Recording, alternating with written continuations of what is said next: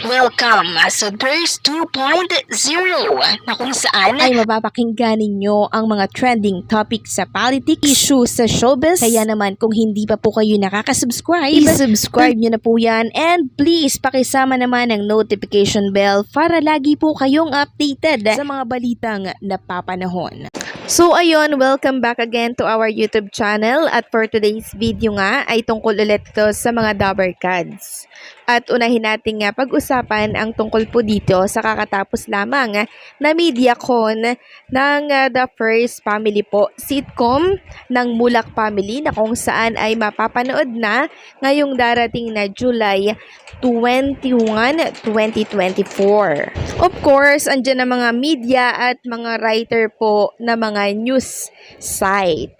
And syempre, present din dyan si Atasha, si Andres, si Charlene Gonzalez, si Aga Mulak, si Roderick Paulate at ang iba pa pong mga cast ng naturang sitcom. So ito po yung unang proyekto ni Andres Mulak and syempre ni Atasha Mulak. At sabi nga po ni Aga Mulak na yung tatahakin, yung gustong tahakin ng mga anak niya dito po sa mundo ng showbiz, hindi po siya makikialam. Pero nasa likuran po itong mga magulang ni Atasha and Andres para umalalay, gumabay kasi ang showbiz alam naman natin na magulo po yan.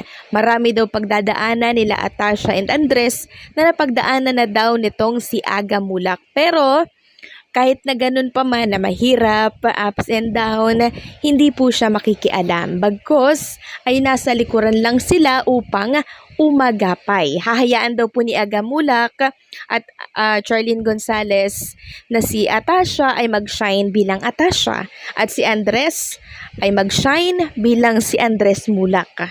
So tunay na napaka-supportive na magulang ni Charlene Gonzalez and Aga Mulak. Talagang pinalaki po nila ng tama at nasa tamang gabay itong kanilang mga anak. Sabi nga po ng writer ng Abante na si Jun Lalin, walang ere itong si Atasha Mulak. At meron pa siyang mga nakausap dyan sa ibang bansa na talagang napaka down to earth daw na mga anak ni Charlene and Aga. So nakakatuwa yung marinig mo na yung anak mo ay ganun po ang ugali na pinupuri po ng iba dahil syempre yun ay sa pagpapalaki po ng tama ng kanilang mga magulang. Samantalang sa kalagitnaan po ng issue ni Alden Richards ngayon dahil sa pag-guest niya po sa It's Showtime ay narito naman at patuloy na nagtitrending itong sinabi po ni Alden Richards noon para po sa TVJ. Ito po yung sabi ni Alden, "Don't take life too seriously. May problema, malungkot ka, itawa mo na lang yan. The next day, alam mo na kung ano ang gagawin mo. Lahat tayo may kanya-kanyang kargong problema sa buhay but at the end of the day, hindi naman ibibigay yan sa atin kung hindi natin yan kaya. Of course, tao lang tayo, nagkakamali tayo but a mistake will always be a mistake if you have not done anything to make it right." So, ang loyalty daw po ni Alden ay nasa TVJ and syempre nasa Itbulaga. Kung nakikita man daw natin siya sa It's Showtime or sa ibang programa na kalaban ng Itbulaga, ito ay parte lamang ng kanyang trabaho and syempre ng kontrata. So, ang dami po talagang nagalit, na inis kay Alden Richards dahil sa ganap na ito nung Sabado. 'Di ba? Sabado po siya nag-guest sa It's Showtime at marami po talaga ang pumuputakti po sa kanya ngayon. Kasi alam naman ng tao, ng mga Dabber Cards na 'di ba, hindi po kakataluhin ni Alden Richards ang TVJ at ang Itbulaga dahil ito yung nagpasikat sa kanya. Pero bakit ano daw yung nangyayari ngayon na talaga namang nag-guest pa daw sa Showtime. So hindi naman natin mapipigil kung ano po yung opinion ng iba kasi opinion po nila yan eh. Samantalang speaking of Alden Richards, narito naman at ang Aldab po may pasabog daw ngayong July 16. Ito po ay mula sa Abante ha. Abante. Ngayong July 16, ang 9th anniversary ng Aldab Nation, ang fandom ni na Alden Richards at Yaya Dab o Maine Mendoza na nagsimula nga sa Itbulaga ng GMA7 noon. Ibang-iba na nga ang eksena ngayon, ang Itbulaga ay nasa TV5 na at ang Showtime na ang umuukupa ng time slot nila noon sa GMA7. At syempre, matagal na ring walang communication sina Maine Mendoza at Alden Richards. Si Maine ay kasal kay Congressman Arjo Atayde, si Alden ay naliling kay Catherine Bernardo, pero hindi pa rin sumusuko ang mga fans ni Alden Maine. Hanggang ngayon ay buhay na buhay pa rin sa puso nila ang tandem na nagpakilig at bumuhay sa kanila noon. At bongga nga dahil palagi pa rin silang trending. Katunayan, may plano na nga sila ngayong July 16, may pa-ex party nga sila at mamimigay sila ng papremyo. Come join the fun this July 16. Let's celebrate Aldab 9th anniversary with a big bang. Join the X party and win any of these prizes. First prizes po, mayroong 1,500. Second prize, 1,000. Third prize, 750.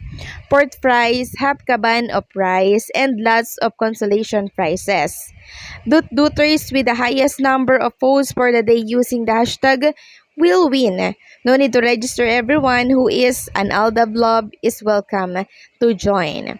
Contest will run from 12 a.m. till 10 p.m. Just monitor your own posts and by 10 p.m. onwards, send your total post counts with hashtag to contact persons. Let's enjoy Duting for the love. At ngayon pa lang, July 15, makikita mo na rin agad ang post nila na walang iwanan at Aldab pa rin. Anyway, abangan na lang kung ano pa ang mga susunod na kaganapan. Ito po ay sa panunulat ni Dondon Sermeno. So, kanina nga po pag-check ko po ng Twitter na ngayon ay X, trending po ang hashtag boycott Itbulaga dito sa Twitter na ngayon ay X. At napag-alaman nga natin na sa kanila po pala nagmumula yung patrending na boycott Itbulaga. So, bakit po nila yon pinagte-trending ngayon? Upang sila po siguro ay mapansin. And syempre, hindi na po kasi ngayon nagkakasama sina Alden at Maine sa isang screen. Si Alden nasa GMA Network kasi mayroon po siyang kontrata. And then si Maine Mendoza sumama po sa TBJ sa TV5. Kaya malabo po talaga silang magkasama sa isang screen. Pero once naman na natapos na po ang kontrata ni Alden at hindi na po siya pumirma, pwede po siyang makita at mag-guest dito po sa TV5 sa noontime show na Itbulaga. Pero matagal pa po siguro mangyayari yun. So, ang gusto po kasi ng Aldab fandom ay magkasama at makitang muli in one screen ang kanilang love team na minahal noon, which is si Alden Richards at Maine Mendoza. Pero meron na po kasi silang sariling buhay ngayon, kaya imposible na po na ito ay mangyari pa.